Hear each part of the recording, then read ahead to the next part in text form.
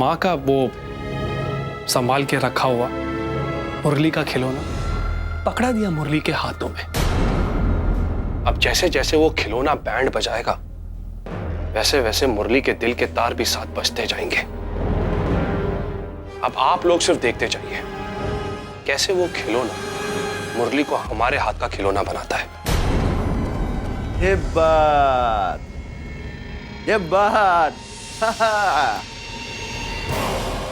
कहीं से काजल चुरा के ले आऊं और लगा दूं गाल पे मेरे बबुए के। अरे कमीनेपन पे तू मुझ पे ही गया है, बात पक्की है ये। जो कांटा तूने फेंका है अगर मुरली उसमें फंस गया तो एक बात तय है बबुआ, अरे जिंदगी संवर जाएगी हम सबकी।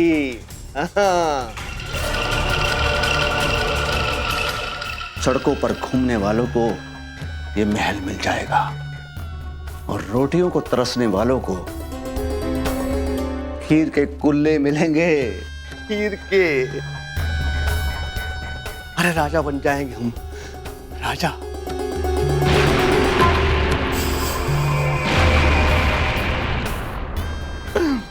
ले ऐसी बात पे 1 2 3 300 रुपए। हाँ समझी कि तुझे कम क्यों मिला और इसे ज्यादा क्यों मिला। अरे भाई जो बढ़िया काम करेगा उसे बढ़िया इनाम मिलेगा। ऐश कर ऐश, हमेशा से 100 रुपए ज्यादा दे रहा हूं तुझे। हाँ और सीख, कुछ सीख, पति है तेरा। अरे ये गुलाब की कली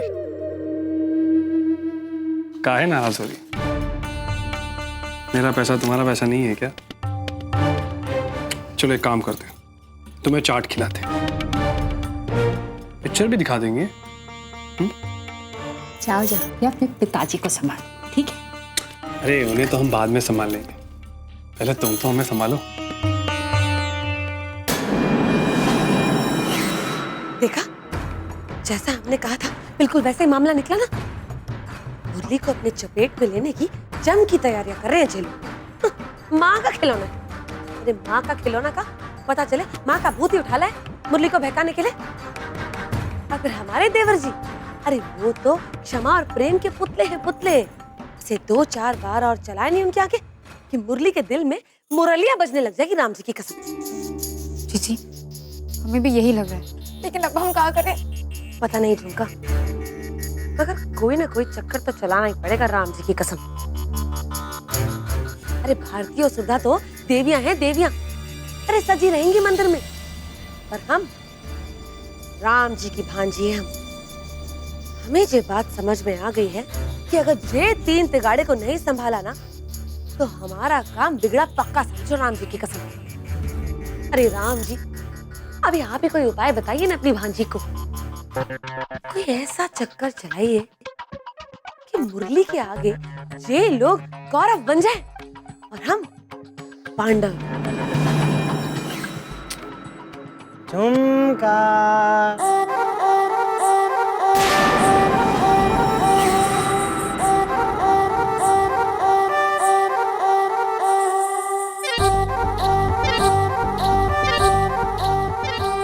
क्या बात है, महाभारत सुनाई जा रही है क्या इसको?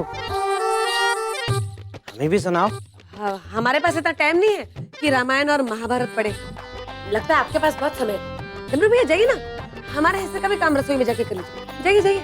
हाँ हमें पता है, कोई धार्मिक बातें नहीं हो रही थी यहाँ पे, कुछ मजेदार बातें हो रही थी, तभी तो जानना चाहते हैं। बताओ। आपने कहा हमारी बातें सुन ली थी कहाँ? हाँ थोड़ी थोड़ी, लेकिन मुझे कुछ समझ में नहीं आ रहा क्या बात हो रही थी। मुझे तो जानना चाहते हैं क्या खुसर फुसर हो रही थी, बताओ तो।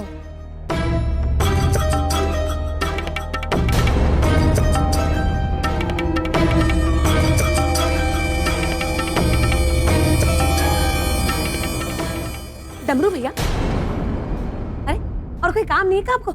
औरतों की बातें आपको काहे जाननी है? हाँ, हमें तो खाली झुमका की बातें जाननी है।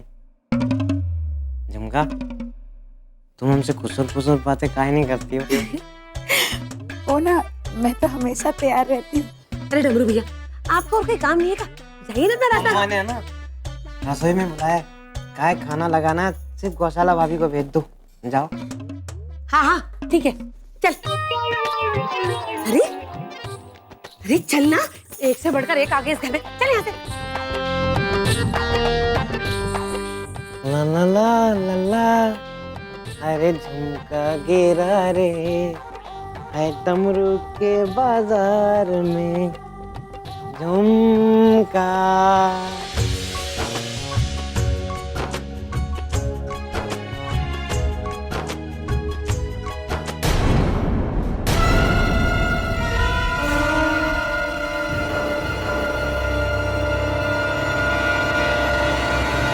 हाँ बाबूजी बैठते हैं।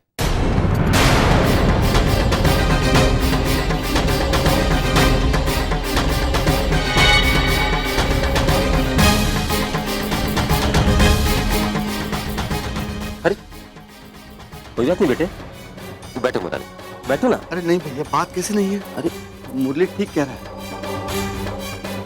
बेटे आप इस घर के मुखिया हैं, आपका स्थान कोई नहीं ले सकता भैया। मैं यहाँ बैठ जाता हूँ। अच्छा बैठ।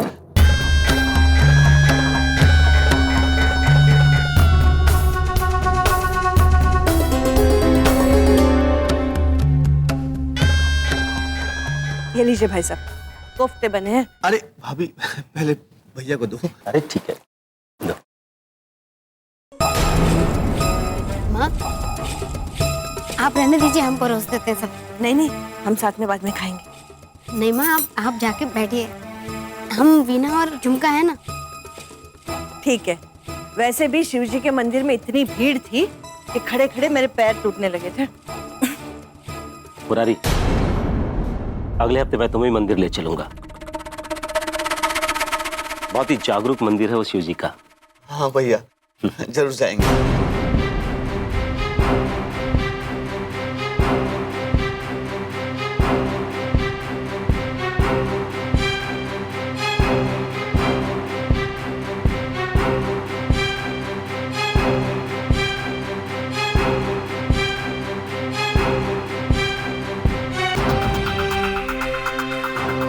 खाइए ना।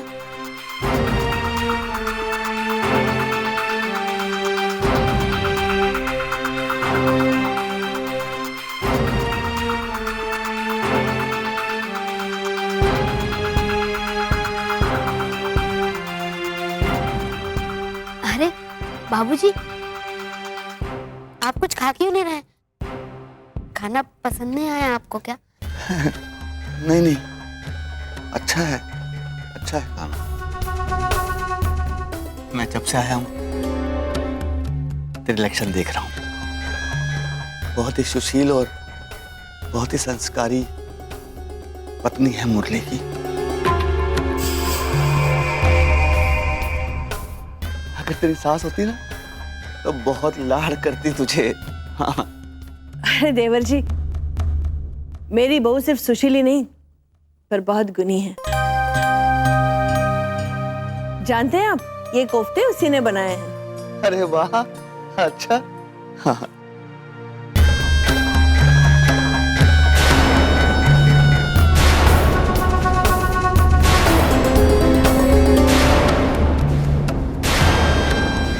पहली बार तेरे हाथ का खाना खा रहा हूँ। ये शगुन है, इसे रख ले। लेना। अरे रख ले बेटा, ये तेरे ससुर जी का आशीर्वाद है। ले ले।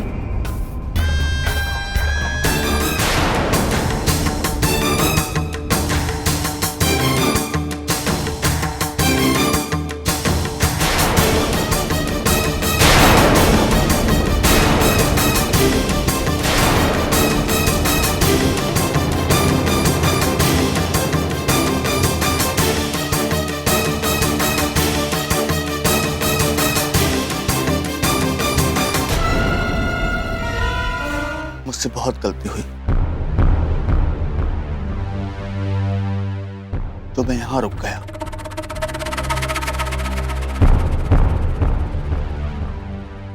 मुरली मुझे माफ करे भी तो कैसे?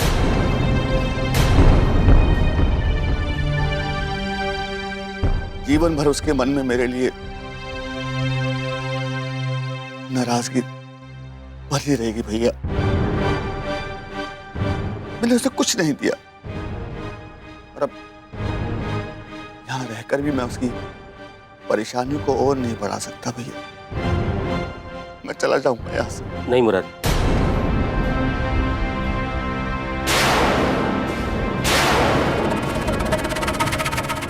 देखो जवान खून है और वैसे भी तुमने जीवन ज्यादा देखा है। बचपन से लेकर आज तक न जाने कितना कुछ उसके मन में भरा हुआ है। वो धीरे धीरे बाहर निकलेगा मुरारी।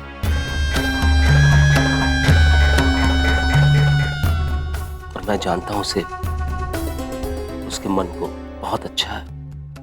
पराया को भी आसानी से माफ कर देता है, तो अपने को क्यों नहीं माफ करेगा? जरूर करेगा। तो धीरे धीरे सब सही हो जाएगा, मुझ पर भरोसा करो। खाना खाओ।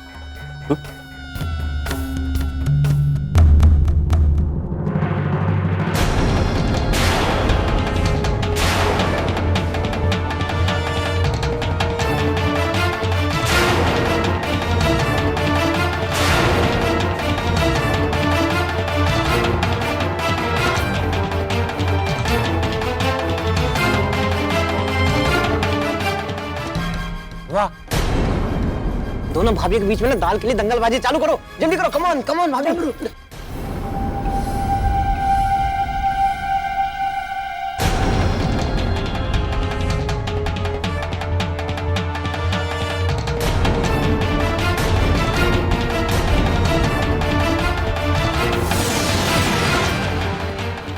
क्या बच्चों वाली हरकतें कर रही हो? छोड़ो इसे। अष्टमी,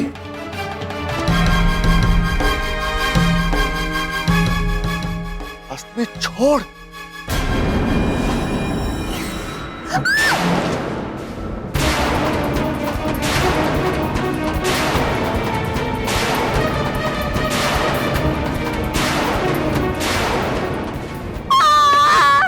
राम जी, मर गई तेरी भांजी। देखा, हमने देखा था, जानबूझ के उलट दी इसने दाल हम पर। ना जाने कहां से आ गई, जंगली कहेगी। हाय अम्मा जी। कौशला, खींचातानी तुमने भी की। खींचातानी जरूर हुई थी अम्मा जी, पर इसने जानबूझ के किया है। देखो तो, इसकी शक्ल पे दिख रही है इसकी शैतानी, शैतान कहेगी। देखा अम्मा जी, कोई फर्क नहीं पड़ रहा है इसे। हमको तो पहले ही पता था, ऐसा ही होता है। जब ड्रामे बाजों को घर में ठिकाना देते हैं ना, तो बिल्कुल ऐसा ही होता है।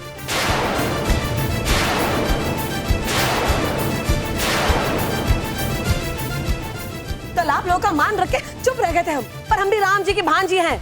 हम जानते थे कि ये तीनों अपना असली रंग जरूर दिखाएंगे। कौशला, तुम जानती भी हो किसके बारे में क्या कह रही हो? देवर जी तुम्हारे ससुर समान है, तुमसे बड़े हैं वो। कार्तिक और अष्टमी की जगह इस घर में वही है जो तुम्हारी और मृदंग की है।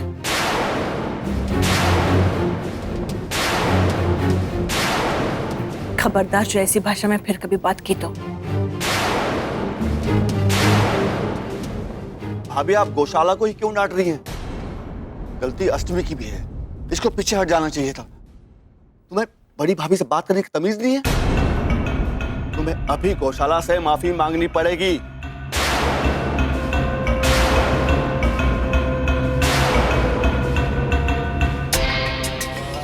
अष्टमी, माफी मांगो। जाने भी दीजिए ना देवर जी। नहीं भाभी, अष्टमी माफी मांगो। राधे राधे, गलती हो गई, माफ करो।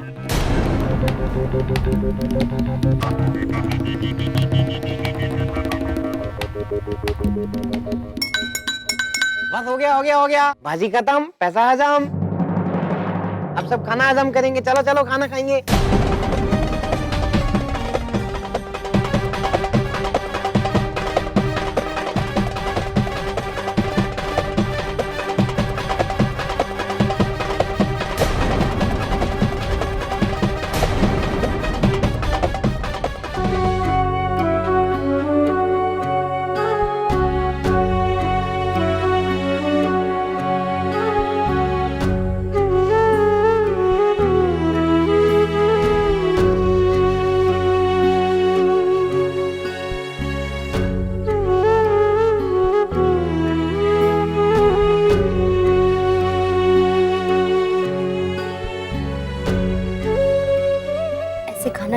क्यों चले आए आप?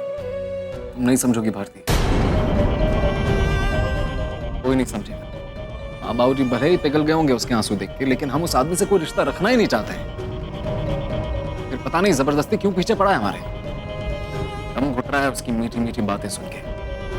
और भारती, हमारा दिल कहता है, हमारा दिल कहता है भारती कि ये सब झूठ है, ढोंग कर रहा है वो। देखो भारती, हम उसके झांसे में नहीं फंस रहे ना, हमें अपनी तरफ खींच नहीं पा रहा है वो, इसीलिए तुम पे अपना बहू का प्यार जता रहा है वो। ये शगुन, ये लाड़ प्यार, ये सारी बातें झूठ है।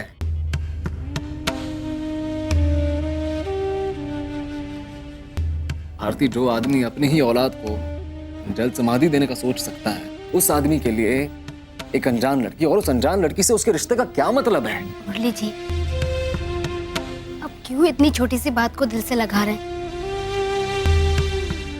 शगुन और आशीर्वाद, ये तो अगर कोई दुश्मन भी दे तो भी वो शुभ होता है। और वो तो हमारे बड़े हैं ना, उन्होंने हमें प्यार से दिया और हमने उनका मान रखते हुए ले लिया। चलिए खाना खा लीजिए। अब हमें भूख नहीं है भारती। थोड़ा सा। भारती, हमने कहा ना हमें नहीं खाना, हमें भूख नहीं है।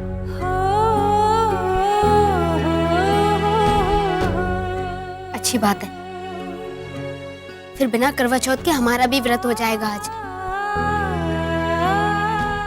क्यों? तुम क्यों नहीं खा रही हो? कैसे खाएं? आपको वचन दिया है ना, हर चीज में आपका साथ निभाएंगे। अब भूखा रहने में भी तो निभाना पड़ेगा ना, और ऐसे मुंह फुलाकर बैठने में भी। इतना गुस्सा भारती जी? हाँ, ये हमारा अपना नहीं है, पत्नी धर्म करवा रहा है। ये पत्नी धर्म निभाना तब होता जब आप अपने इस भूखे पति को कुछ खाना खिलाते हैं।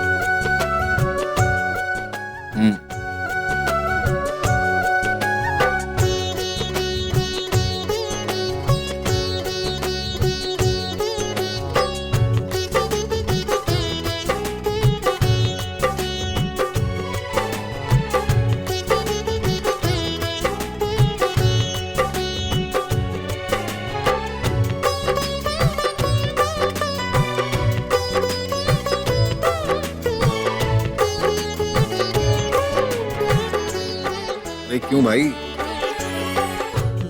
पत्नियों ने ठेका ले रखा है क्या सारे धर्म निभाने का? हाँ? आज से पति भी अपने सारे धर्म निभाएंगे। लो खाओ।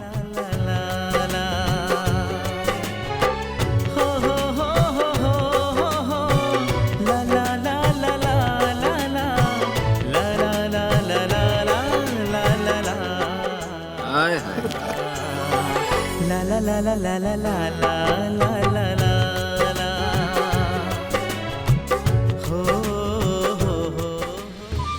जी, हमारे सारे सुख दुख आपसे हैं, इसलिए अब आपका जो भी फैसला होगा आप हमें अपने साथ खड़ा पाएंगे।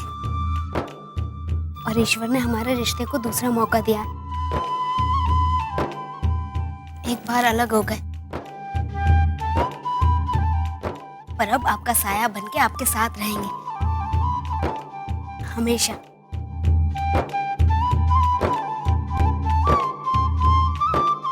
और हर पल आपके लिए प्रार्थना करेंगे। फिर देखिएगा, कभी कुछ गलत नहीं होगा। धीरे धीरे सब कुछ ठीक हो जाएगा।